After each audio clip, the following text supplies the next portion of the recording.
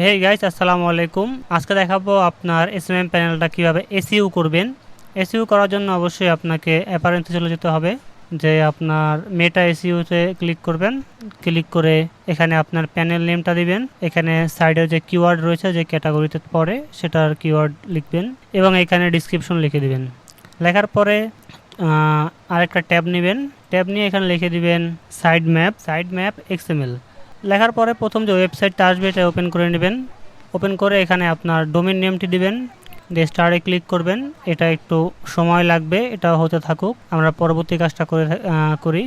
আরেকটা ট্যাব নিয়ে নেবেন। ট্যাবে এখানে সার্চ বক্সে লিখে দিবেন গুগল সার্চ কনসোল হবে। দিয়ে এখানে স্টারে ক্লিক করবেন।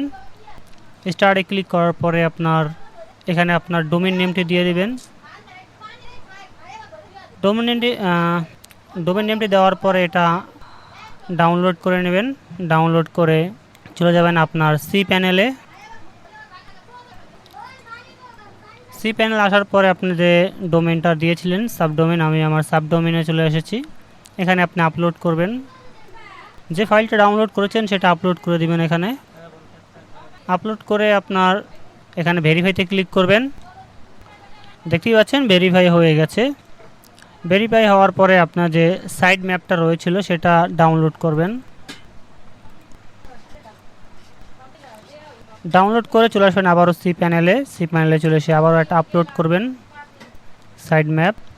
আপলোড হয়ে গেলে আবার চলে যাবেন আপনার ওয়েবসাইটটিতে।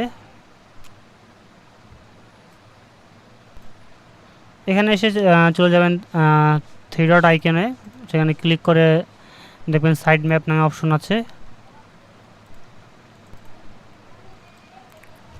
এখানে আপনার ডোমেন নেমটি দিয়ে দেবেন এবং সাবমিটে ক্লিক করবেন। দেখেন আবার এটা সাকসেসফুলি হয়ে গেছে। হয়ে যাওয়ার পরে আপনার এটা 15 থেকে 20 দিনের মধ্যে আপনার গুগলসের যে সার্চ কনসোল আছে ওইখানে আপনার অ্যাড হয়ে যাবে এবং মানুষ সার্চ করলে আপনার টপে চলে আসবে। সো গাইস, আজকের ভিডিওটা এই পর্যন্তই। সবাই ভালো থাকবেন, সুস্থ থাকবেন, ধন্যবাদ।